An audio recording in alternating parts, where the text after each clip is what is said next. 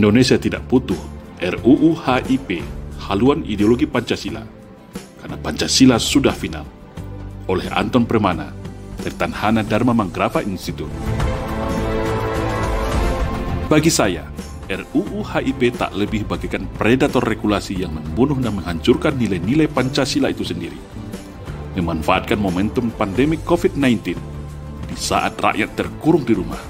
Justru di saat itulah mereka, kelompok An-Nasir PKI yang berhasil menyusup di Senayan seolah kejar tayang untuk menjadikan RUU HIP menjadi undang-undang.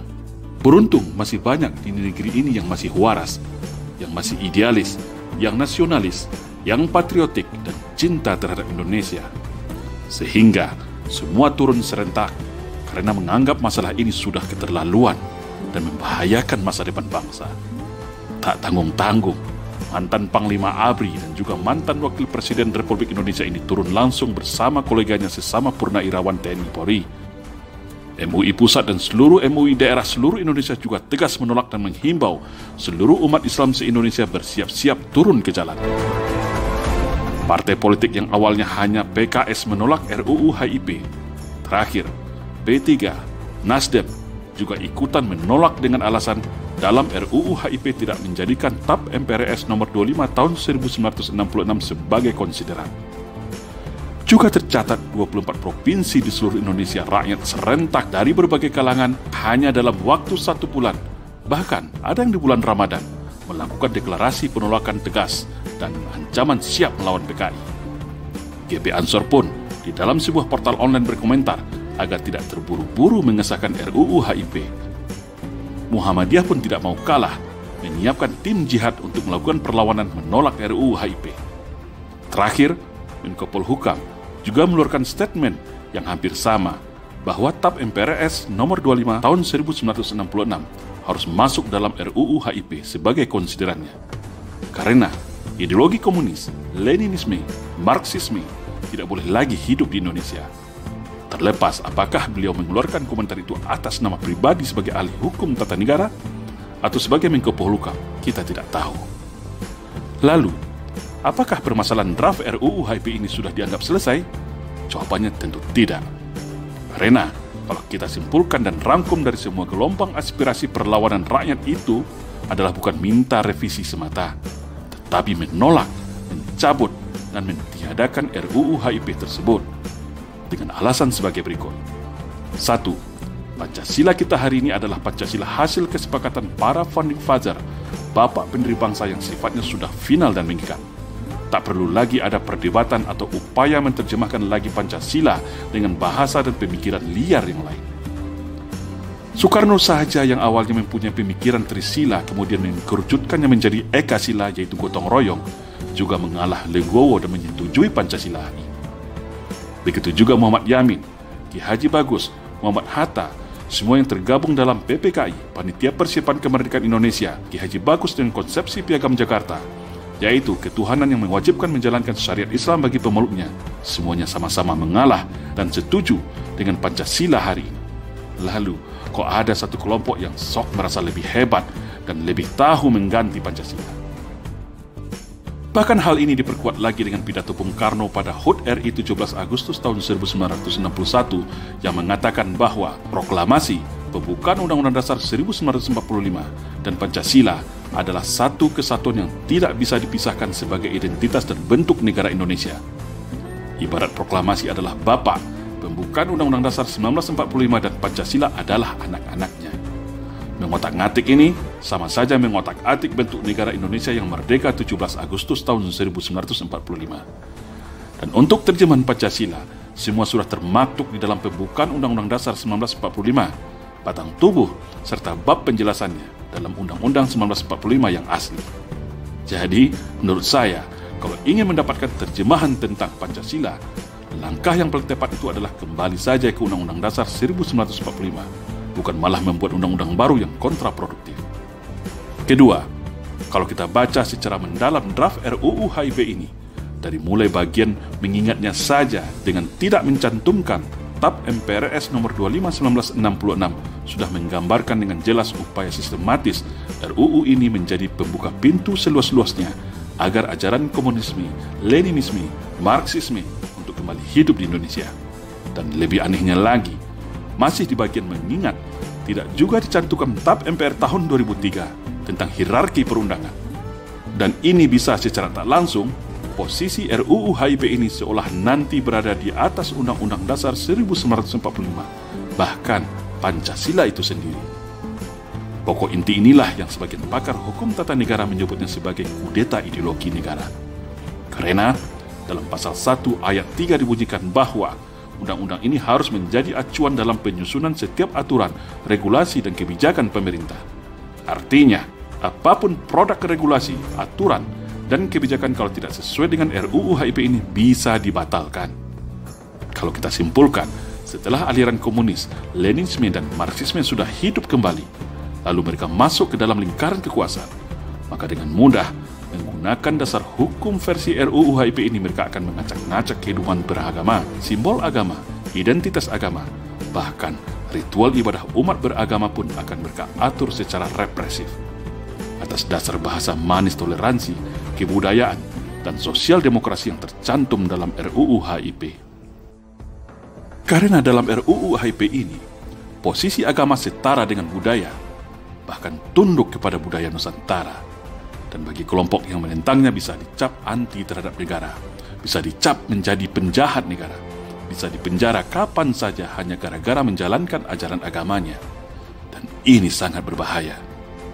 Secara politik hukum, akan dengan mudah kita menebak arah moncong senjata RUU HIP ini kalaulah tidak menyasar kehidupan beragama bangsa Indonesia. Karena sejatinya, komunisme itu sangat anti-agama, benci terhadap agama, dan lebih ekstrimnya tidak lagi beragama alias anti-Tuhan. Yang ketiga, sudah menjadi ciri khas PKI. Kalau mereka lemah, akan teriak merasa paling Pancasila, akan teriak saya Pancasila, saya Indonesia, memuja-muji Pancasila seolah kelompok yang paling Pancasilais, seperti Aidit di dalam bukunya membela Pancasila pada tahun 1964. Tetapi setelah berkuasa, mereka mengganti Pancasila dengan komunisme. Pemberontakan G30 SPKI 65 adalah bukti dan fakta konkretnya. Setelah kampanye dan membranding dirinya seolah paling Pancasila, lalu dengan seenaknya akan menuduh siapa saja kelompok yang bertentangan dengan kelompoknya dicap dan dituduh anti Pancasila, musuh Pancasila. Menuduh para musuhnya itu seakan mau mengganti Pancasila agar tersudutkan dan dibungkam. Metode ini berulang lagi saat ini, atau yang mereka sebut dengan teori kontradiktif.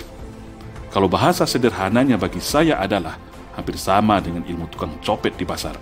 Sebelum ketahuan mencopet, maka teriak duluan menuduh orang lain tukang copet, alias maling teriak maling. Lalu, apa bedanya dengan hari ini?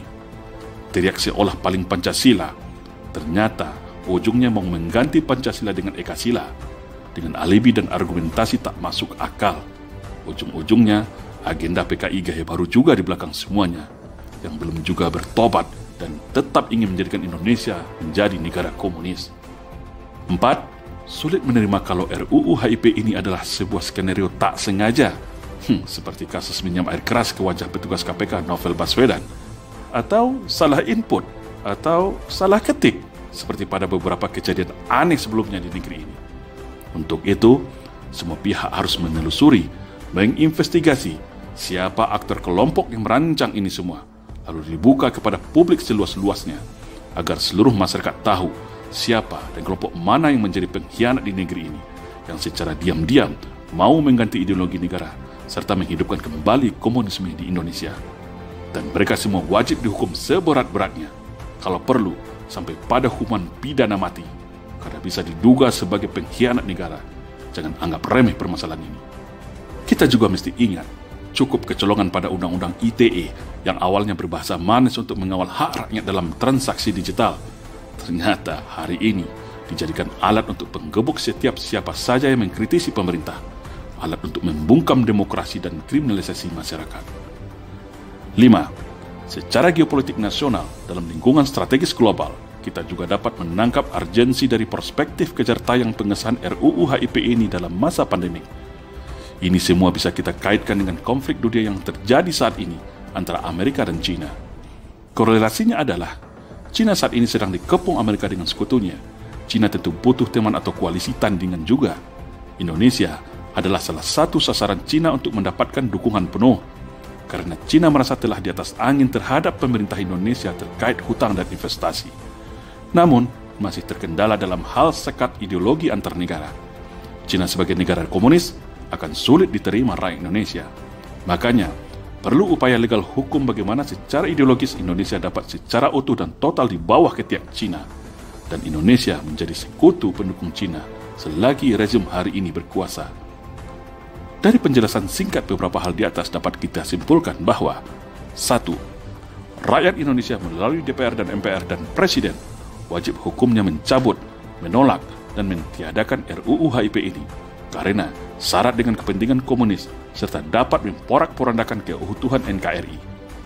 Mari kita catat bersama, simpan nama-nama yang selama ini teriak seolah paling Pancasila, teriak PKI itu tidak ada, teriak dan mendukung RUU HIP ini, maka mereka itulah yang patut diduga sebagai otak kerusakan negara hari ini. Para antek-antek PKI yang ingin berupaya merubah Indonesia dan membunuh Pancasila. Ingat wajah mereka dan kelompoknya, tak peduli apa pangkat, jabatan, dan status sosialnya.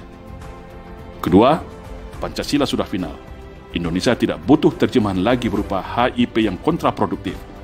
Pancasila final menjadi falsafah dan alat pemersatu bangsa. Pancasila adalah jalan tengah agar Indonesia tidak ditarik ke kiri atau ke kanan. Indonesia bukan negara agama, tetapi juga bukan negara anti-agama. Tapi Indonesia adalah negara yang beragama, di mana agama bisa dijadikan sebagai sumber hukum kehidupan berbangsa dan bernegara. Karena Pancasila adalah kristalisasi dari nilai kebaikan yang berasal dari rahim nilai luhur bumi Nusantara, sedangkan agama adalah sumber dari segala sumber kebaikan itu. Yang ketiga, kembalikan konstitusi negara Indonesia kembali kepada Undang-Undang Dasar 1945, karena Undang-Undang Dasar Negara Republik Indonesia tahun 2002, hasil amandemen tanpa nomor ketetapan MPR, juga sudah jauh lari dari semangat dan cita-cita bangsa. Undang-Undang Negara Republik Indonesia tahun 2002 hari ini cacat konstitusi, cacat azas, dan sangat liberal yang merugikan bangsa Indonesia.